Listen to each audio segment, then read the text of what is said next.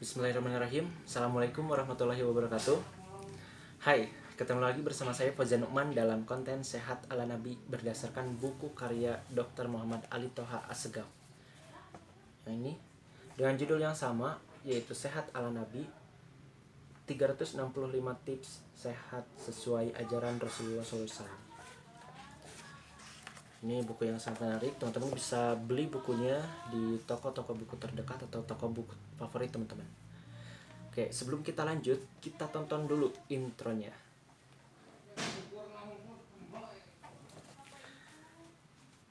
Ya, di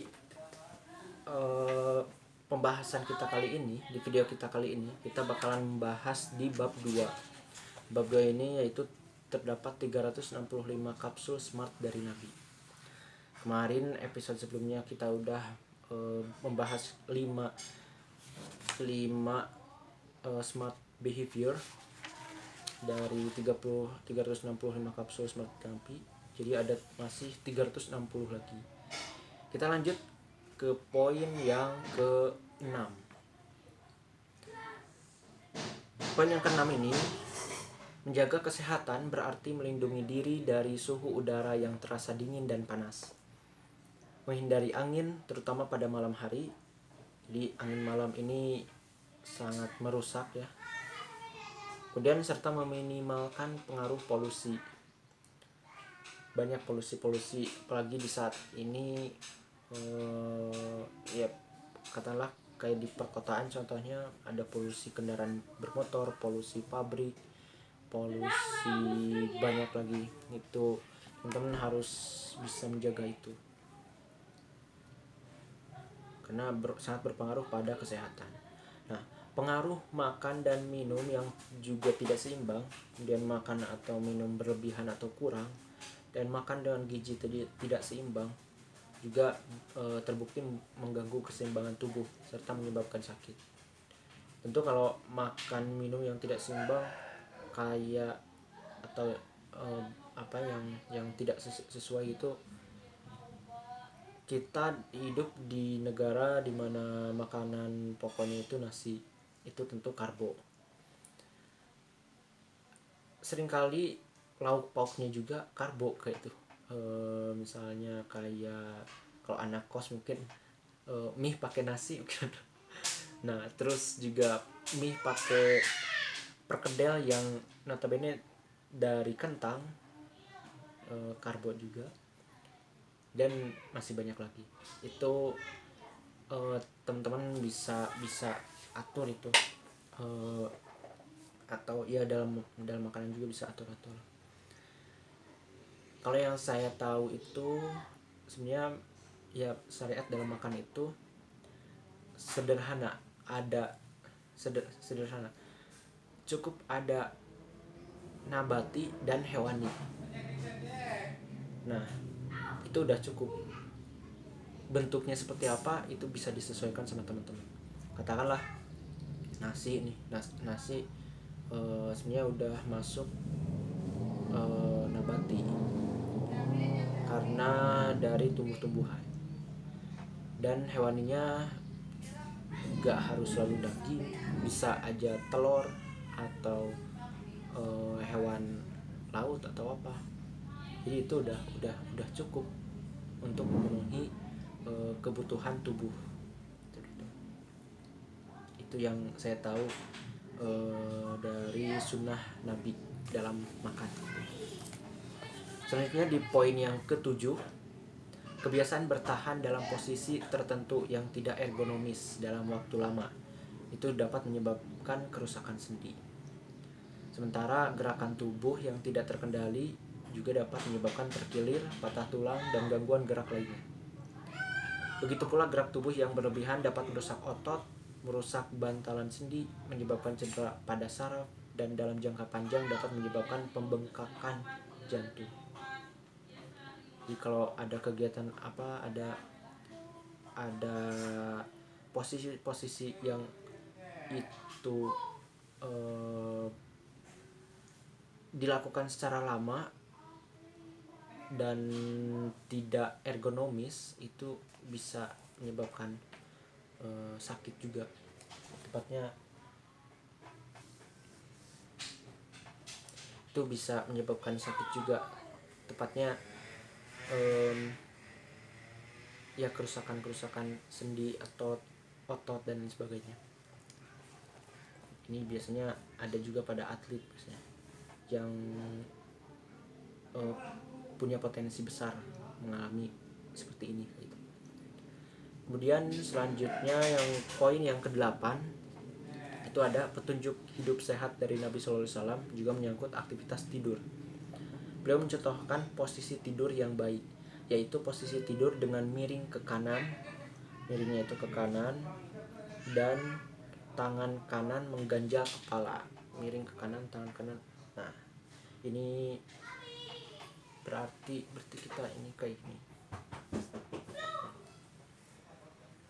ganjal kepala. Posisi tidur yang miring ke kiri dikhawatirkan akan menimbulkan penekanan lambung. Kalau kayak gini lambung yang penekanan, sehingga dapat mengganggu pencernaan. Posisi tidur miring ke kiri juga dapat menekan jantung. Jantung memang ya ada di sini. Sehingga mempengaruhi kemampuan kerja jantung serta mengganggu irama dan kemampuan memompanya. Sehingga dianjurkan untuk tidur itu sesuai sunnah juga miring ke kanan kayak gitu. Itu yang poin yang ke-8. Poin selanjutnya, poin yang ke-9 itu pengaruh udara terbukti bisa menyebabkan seseorang jatuh sakit. Masyarakat biasa menyebutnya dengan masuk angin. Dalam kedokteran barat tidak ada istilah masuk angin. Jika diperhatikan, seseorang bisa mengalami sakit karena perubahan cuaca. Ya benar, sangat benar, karena ini juga terasa juga oleh masyarakat umum ketika pergantian cuaca itu. Perubahan suhu udara yang ekstrim, kemudian angin berkecepatan tinggi, dan polusi udara dapat menurunkan daya tahan tubuh terhadap infeksi dan bisa mengganggu metabolisme tubuh. Seperti itu. Untuk yang poin yang ke-9 tentang pengaruh udara. Kemudian yang poin yang ke-10, betapa hebatnya Rasulullah SAW. Beliau mengajarkan secara detail sikap hidup sehat dan bersih sejak 1500 tahun silam. Salah satunya adalah mencuci tangan dengan air bersih.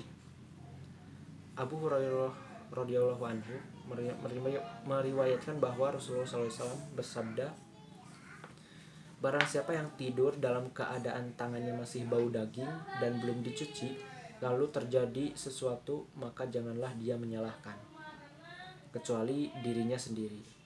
Hadis riwayat Ahmad dan Abu Dawud. Sementara bangsa barat baru menyadari manfaat mencuci tangan kurang dari 100 tahun yang lalu. Dunia medis pun mengakui bahwa air adalah media pembersih yang jauh lebih baik daripada kertas. Jika tangan terkena kotoran yang infeksius, mencuci tangan dengan air mengalir tanpa sabun bisa menurunkan resiko infeksi sampai lebih dari 60% dan menurunkan resiko infeksi sampai 90% jika menambahkan sabun atau disinfektan. Jadi ketika dunia barat itu mengetahui manfaat air dalam kebersihan itu 100 tahun yang lalu, Nabi Muhammad SAW itu sudah mencontohkannya 1500 tahun yang lalu seperti bahwa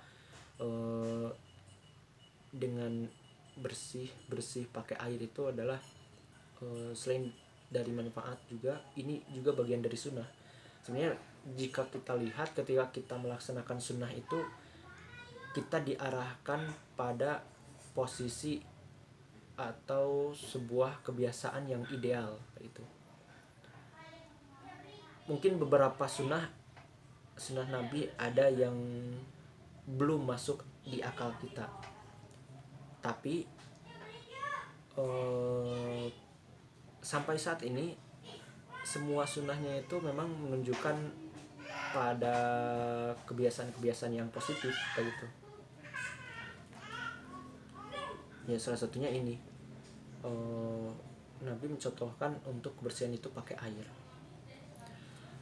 Oke, itu saat ini yang bisa saya sampaikan. Wallahu a'lam bishawab. Nantikan episode selanjutnya yang akan membahas tentang 365 tips sehat sesuai ajaran Rasulullah selanjutnya,